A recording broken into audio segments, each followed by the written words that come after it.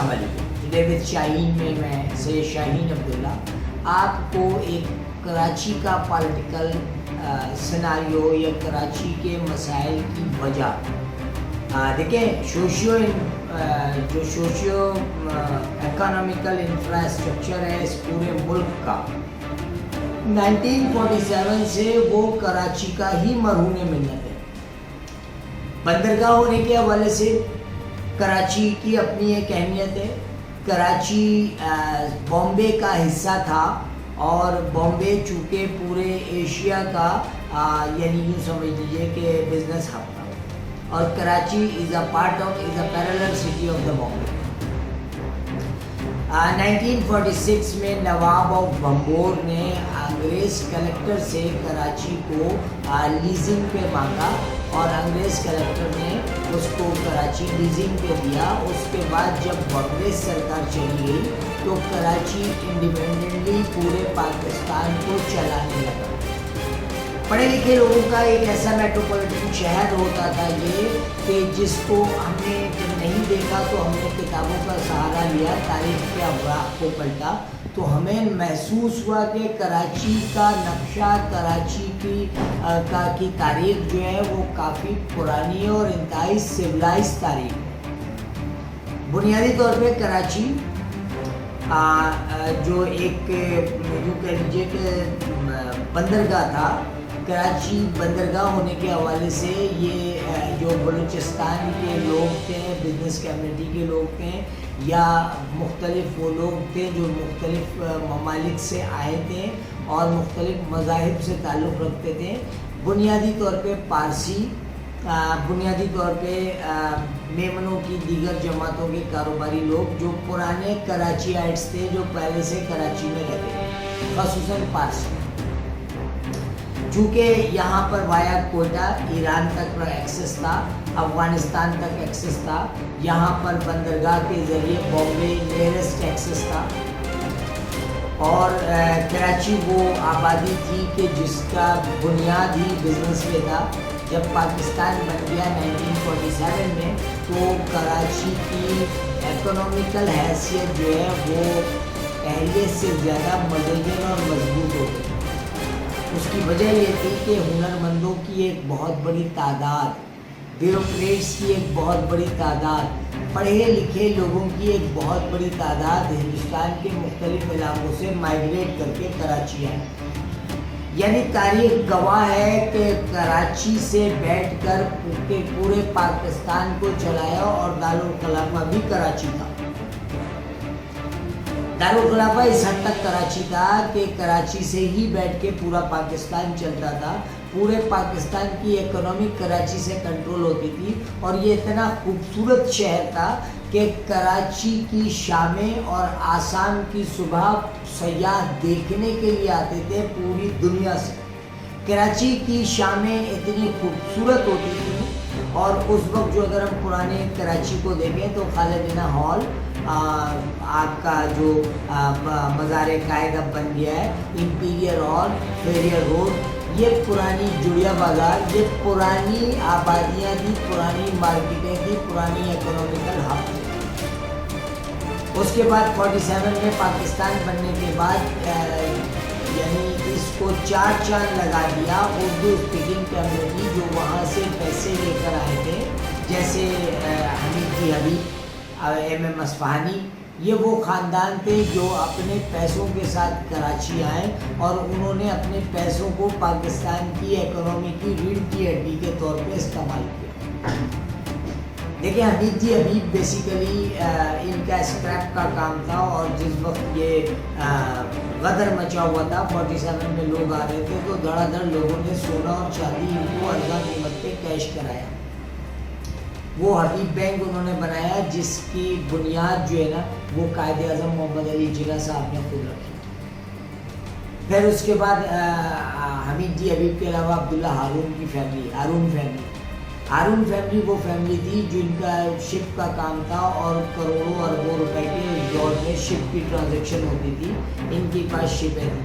اسی طرح بہت ساری فیملی، مثال کے طور پہ یہ دیوراج فیملی، یہ جو ہماری ٹاور والے مالکان ہیں، ان کی فیملی، یہ وہ فیملی تھی جو پرانے رائلز تھے، پرانے رچ لوگ تھے۔ انہوں نے پاکستان کو چلانے میں اپنی اکانومی، اپنے پیسے لگائے اور بالا آخر پاکستان الحمدللہ چل رہا ہے۔ 1964 میں تعصب کی بنیاد رکھی گئی، چونکہ اس وقت مشرقی پاکستان اور مغربی پاکستان دونوں تھا۔ مشرقی پاکستان آبادی کے لحاظ سے پاکستان سے 2 گنا بڑا تھا، بنگلہ دیش ہم سے آبادی کے لحاظ سے بڑا تھا، اور پھر یہاں جو ایک سسٹم پاکستان کے ساتھ مارز وجود میں آ گیا تھا، اس سسٹم نے اختلافات کو بڑھا کے سب سے پہلے بنگلہ دیش کو الگ کیا۔ وہی سسٹم آج بھی ہے، وہی سسٹم آج بھی چل رہا ہے، اور وہ سسٹم جس کو ہم مقدس گائے کہتے ہیں، پاکستان کی ایجنسیاں کہتے ہیں یا وہ لوگ کہتے ہیں جو پاکستان کو چلا رہے ہیں، جو در پردہ الیکٹورل باڈی کے پیچھے کھڑے ہوتے ہیں، جو الیکشن کرا کے پارٹیوں کو ٹکٹ دلاتے ہیں، جو الیکشن میں ریگنگ کرواتے ہیں، جو الیکشن میں اپنے پسند کے لوگوں کو لاتے ہیں، جن کو ہم خدائی مخلوق کہتے ہیں۔ مقصد یہ وہ ایجنسیاں ہیں جو پاکستان کو چلا رہی ہیں، پاکستان میں در پردہ ان کی حکومت ہے۔ پھر انہوں نے ہی ایک سلسلہ شروع کیا۔ اس وقت ایوب خان صاحب نے بھاولپور، ضلع بھاولپور جو کہ خود ایک ریاست آف بھاولپور تھی، اس کو پنجاب میں شامل کر دیا اور کراچی کو سندھ میں شامل کر دیا، جبکہ تاریخ گواہ ہے کہ کراچی کبھی بھی سندھ کا حصہ تھا ہی نہیں۔ اس کی میں ایک بہت چھوٹا سا ثبوت دیتا ہوں آپ کو کہ کراچی بنیادی طور پہ کس کا حصہ تھا۔ آپ ٹاور جائیں، میری ویدر ٹاور ایک مونومنٹ لگا ہوا ہے جس کے نیچے بیسمنٹ بنا ہوا ہے۔ جب آپ بیسمنٹ میں جاتے ہیں تو ایک کتبہ لگا ہوا ہے، اور کتبہ میں یہ کتبہ جب آپ پڑھیں گے تو آپ کو پتہ چل جائے گا کہ یہ it is not the part of the Sindh, it is very simply part of the Bombay, راجدھانی بامبے کا حصہ۔ اس کے بعد 64 میں ایک متعصبانہ حکومت کی متعصبانہ پالیسیوں کی وجہ کر یا یہ خدائی فوجدار، خدائی مخلوق کی انوالومنٹ کی وجہ کر اختلافات بڑھتے چلے گئے صوبوں میں۔ ہم نے بنیادی طور پہ ایک بہت بڑی غلطی کی تھی کہ ہم نے صوبوں کا پروجیکشن دیا پرائمری لیول سے۔ ہم نے بچے کو ثقافتی ڈریس بنا کے اسٹیج پہ لایا، یہ پنجابی ہے، یہ پٹھان ہے، یہ سندھی ہے، یہ بلوچ ہے، لیکن ہم نے کبھی پاکستانی بچے کی پروموشن کی کہ یہ بچہ پاکستانی ہے۔ تو وہ جو معاملات تھے وہ ذہنوں میں اتنے زیادہ بڑھتے چلے گئے کہ ایک وقت ایسا آیا کہ زبان کی بنیاد پہ پاکستان 2 لاکھ ہو گیا، اور وہی سسٹم ابھی تک خرابیوں کی ذمہ داری ہے۔ لیکن یہ ذمہ داری قبول نہیں کر سکتے ہیں۔ ذمہ داری قبول کرنا تو بہت دور کی بات ہے، آپ ببانگ دہل اس سسٹم کا نام نہیں لے سکتے جو پیرلل ٹو دا گورنمنٹ ہے، جو گورنمنٹ بناتی ہے، جو پسند اور ناپسند کی بنیاد پہ سیاستدانوں کو حکومتیں دیتی ہے، جو سپریم کورٹ کے ججز کو، ہائی کورٹ کے ججز کو تبدیل کرتی ہے، ان کو، یعنی کوئی قوت تو ایسی ہے جو ان سب پہ بھاری ہے، اور وہ قوت اس ملک کی ایجنسی ہے۔ بہرحال میرے کہنے کا مقصد ہے کراچی کا جو مقدمہ ہے وہ اہلیان کراچی، اور چونکہ میں اہلیان کراچی میں سے ہوں اس لیے میں کراچی کا مقدمہ پلیڈ کر رہا ہوں۔ میں اپنے کچھ سوالات، معصومانہ سوالات اپنے ارباب اختیار سے کروں گا۔ سب سے پہلی چیز، کراچی کے ساتھ یہ زیادتیاں کیوں ہو رہی ہیں؟ کیا وفاق کر رہا ہے یا سندھ کر رہا ہے؟ دیکھیں اس کا جواب اس لیے ملنا بہت ضروری ہے کہ وفاق کو بلیک میل سندھ صرف کراچی کے حوالے سے کر رہا ہے۔ وفاق جو کہتا ہے سندھ، اس پہ سندھ حکومت وہ نہیں کرتی ہے، وہ اس لیے نہیں کرتی ہے کہ بنیادی طور پہ جب 3 دن کی چھٹی ہوتی ہے تو ان کے وزیر، مشیر اور ان کے گاؤں دیہاتوں کے لوگ اپنے اپنے گاؤں چلے جاتے ہیں۔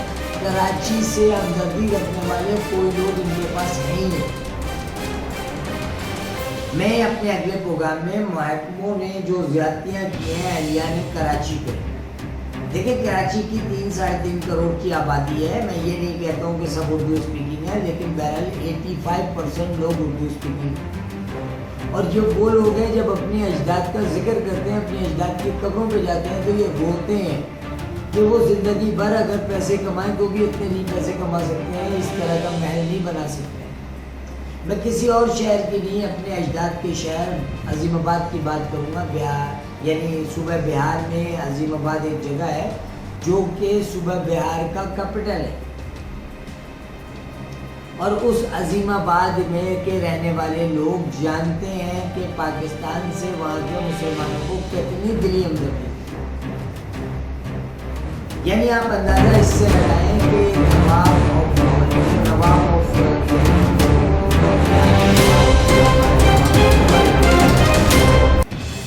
وہ جب اپنی جائیداد اپنی دولت لے کر آئے تھے تو حکومت برطانیہ نے ان کو ایک بوگی دی تھی کہ جس میں وہ اپنے زیورات اور چیزیں جو ہے وہ لے کر کے پاکستان چلے۔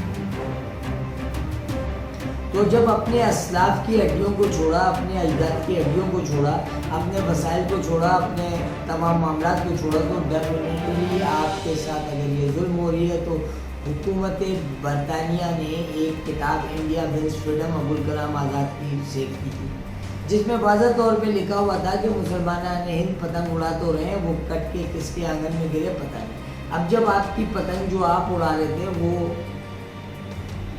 کسی بڑے مگرمچھ کے ہاتھے میں گر گئی، آپ اس کو کچھ نہیں بگاڑ پا رہے ہیں، تو آپ یہ کہتے ہیں کہ جی یہاں انصاف نہیں مل رہا۔ بہرحال ہم اپنے پروگرام میں کراچی کے مقدمے کی تفصیلی بات کریں گے، ہم آپ کو بتائیں گے کہ کراچی کا مقدمہ کیا ہے اور کراچی کے عام آدمی کو یا اہلیان کراچی کو کراچی کے مقدمے سے کیا فائدہ پہنچنے والا ہے۔ ادھر بچہ میں سے شاہین عبداللہ کو بہت شکریہ۔